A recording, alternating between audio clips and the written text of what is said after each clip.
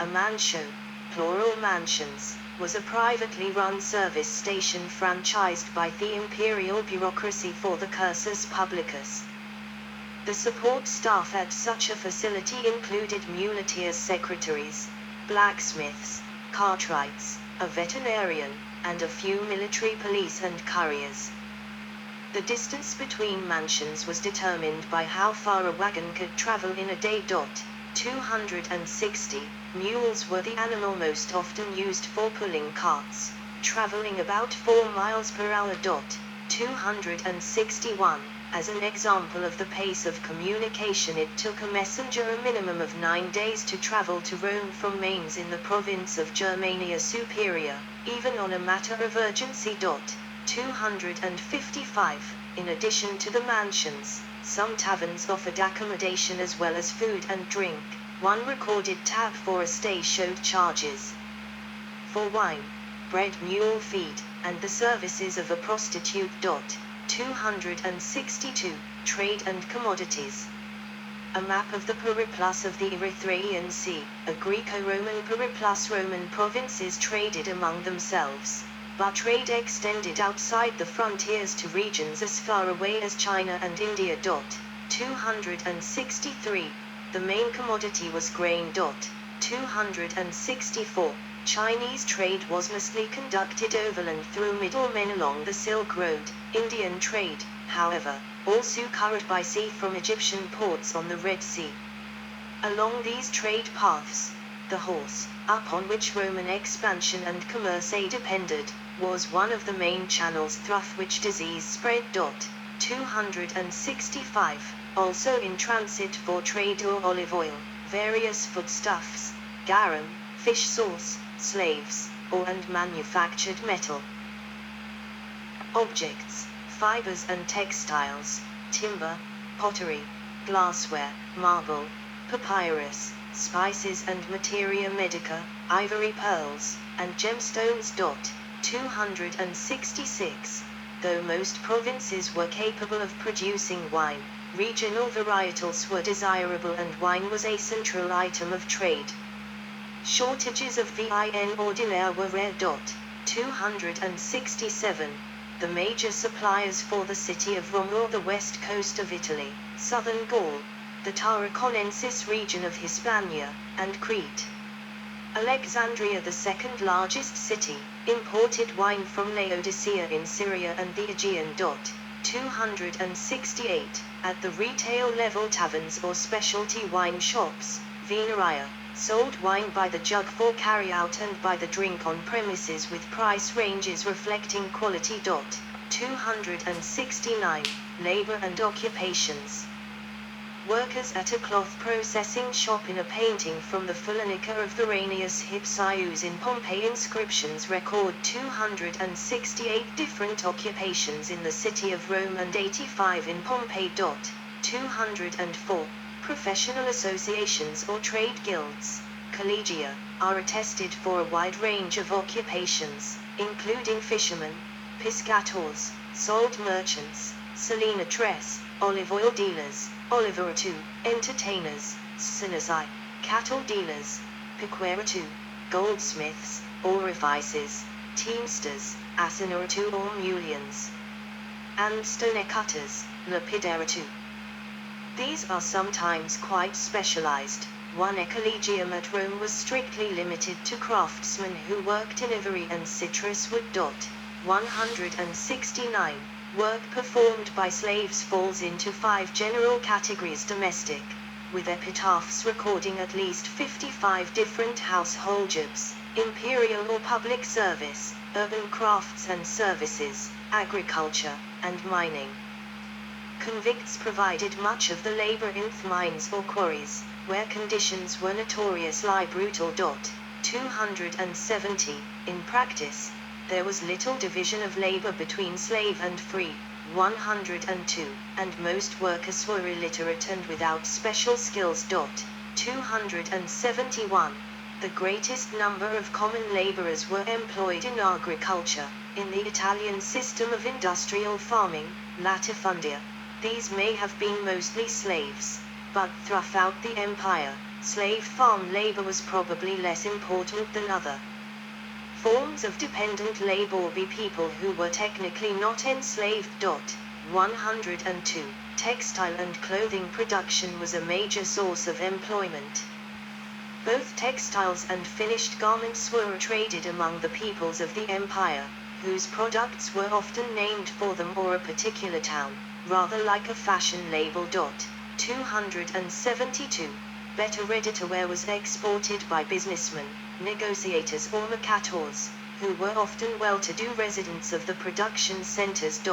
273. Finished garments might be retailed by their sales agents, who traveled to potential customers, or by vestiario, clothing dealers, however mostly freedmen, or they might be peddled by itinerant merchants.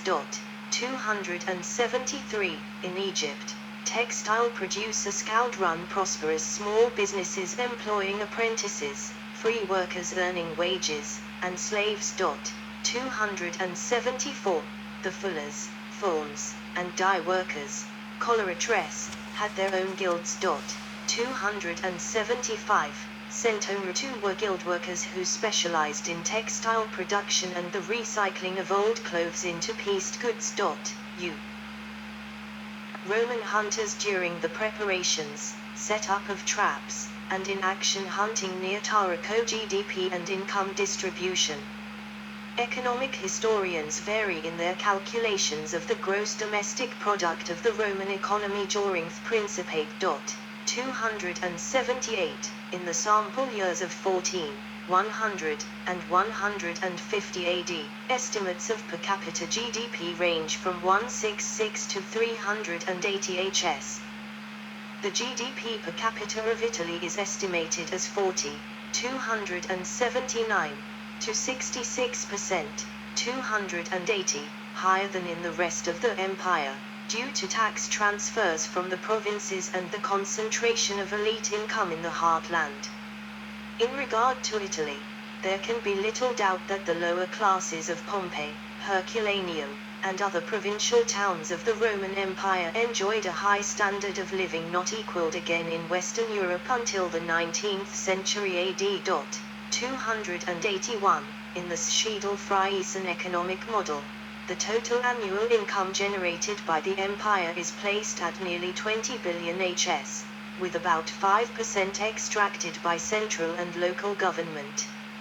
Households in the top 1.5% of income distribution captured about 20% of income.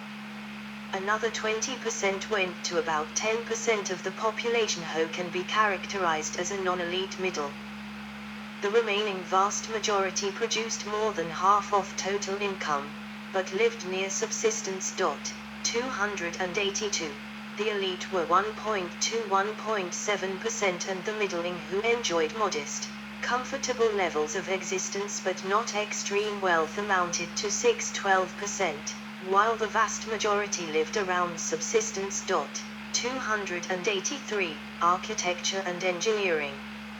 Amphitheaters of the Roman Empire. The chief Roman contributions to architecture were the arch, vault and the dome.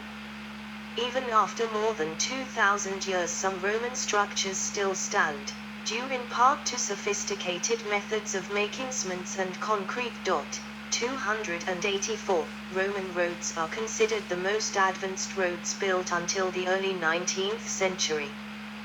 The system of roadways facilitated military policing, communications, and trade. The roads were resistant to floods and other environmental hazards. Even after the collapse of the central government, some roads remained usable for more than 1,000 years.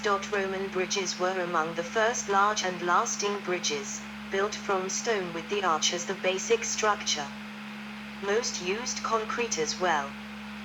The largest Roman bridge was Trajan's Bridge over the lower Danube, constructed by Apollodorus of Damascus, which remained for over a millennium the longest bridge to have been built, both in overall span and length. 285. The Romans built many dams and reservoirs for water collection, such as the Subiaco dams, two of which the Unio Novus, one of the largest aqueducts of Rome. 286. They built 72 dams just on the Iberian Peninsula, and many more are known across the empire, some still in use. Several earthen dams are known from Roman Britain, including a well-preserved example from Longovissium, Manchester. Construction on the Flavian Amphitheatre, more commonly known as the Colosseum, Italy, began during the reign of Vespasian. The Pont du Gard aqueduct, which crosses the River Garden in southern France, is on UNESCO's list of World Heritage Sites. The Romans constructed numerous aqueducts. De Aquaductu, a surviving treatise by Frontinus, who served as Curator Aquarum, water commissioner, under Nerva, reflects the administrative importance placed on ensuring the water supply. Masonry channels carried water from distant springs and reservoirs along a precise gradient, using gravity alone. After the water passed through the aqueduct, it was collected in tanks and fed through pipes to public fountains, baths, toilets, or industrial sites. 287. The main aqueducts in the city of Rome were the Aqua Claudia and the Aqua Marcia. 288. The complex system built to supply Constantinople had its most distant supply drawn from over 120 kilometers away along a sinuous route of more than 336 kilometers. 289. Roman aqueducts were built to remarkably fine tolerance, and to a technological standard that was not to be equaled until modern times. 290. The Romans also made use of aqueducts in their extensive mining operations across the empire, at sites such as Las Medulas and Dolorcathai in South Wales. 291. Insulated glazing, or double glazing, was used in the construction of public baths. Elite housing in cooler climates might have hypercausts, a form of central heating. The Romans were the first culture to assemble the essential components of the much later steam engine, when Hero built the Eolipile. With the crank and connecting rod system, all elements for constructing a steam engine, invented in 1712, Hero's Eolipile, generating steam power, the cylinder and piston, in metal force pumps, non-return valves, in water pumps, gearing, in water mills and clocks, were known in Roman times. 292. Health and disease. Epidemics were common in the ancient world, and occasional pandemics in the Roman Empire killed millions of people. The Roman population was unhealthy. About 20% of the population, a larger percentage by ancient standards, lived in one of hundreds of cities, Rome, with a population estimated at 1 million, being the largest. The cities were a demographic sink even in the best of times. The death rate exceeded the birth rate, and a constant in-migration of new residents was necessary to maintain the urban population. Average length of life is estimated at the mid-20s, and perhaps more than half of children died before reaching adulthood. Dense urban populations and poor sanitation contributed to the dangers of disease. The connectivity by land and sea between the vast territories of the Roman Empire made the transfer of infectious diseases from one region to another easier and more rapid than it was in smaller, more geographically confined societies.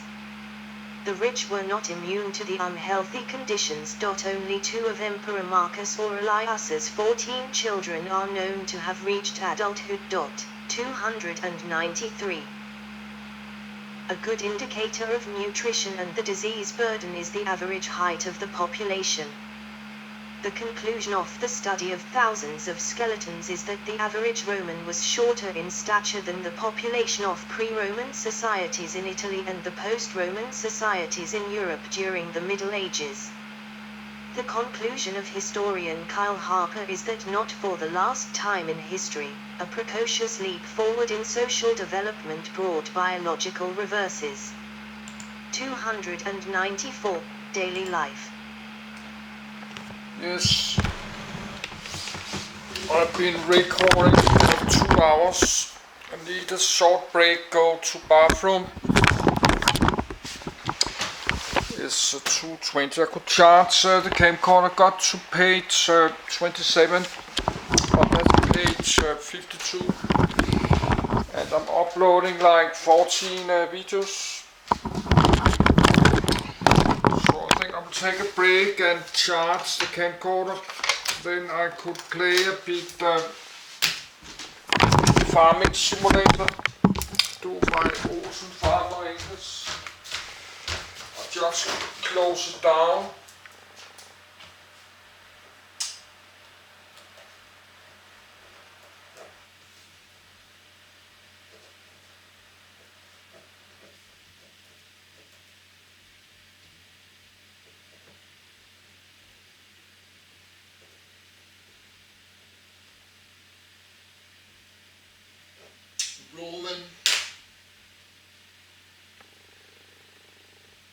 Roman Empire.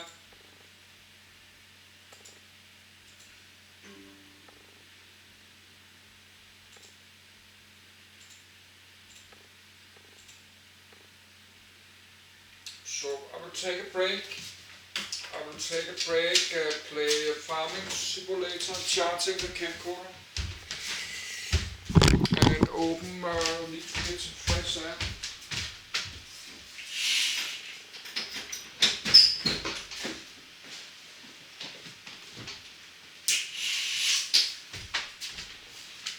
It's very hot in my living room. So I was to read about the history of the cars and roads and stuff. I like to get, now it's 30 degrees in my apartment. This is why I need something to drink. I don't have it special hot, but I'm used to my apartment. It's so hot every summer. So, but I need remember to get some breaks. We have 2 minutes left before the video is splitting.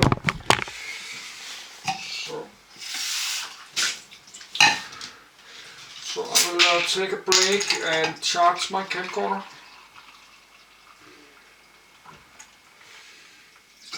Then I will read more. So this is 6 parts.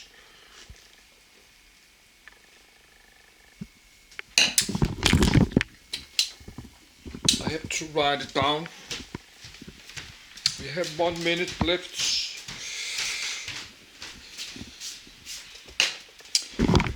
This video is 6 parts.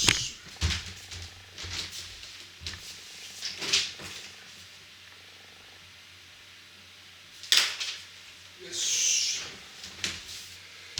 We have 1 minute left.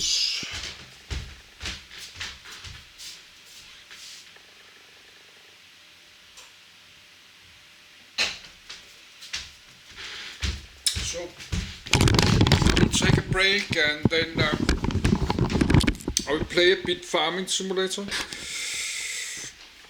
It's very hot in my apartment. It's like 30 degrees.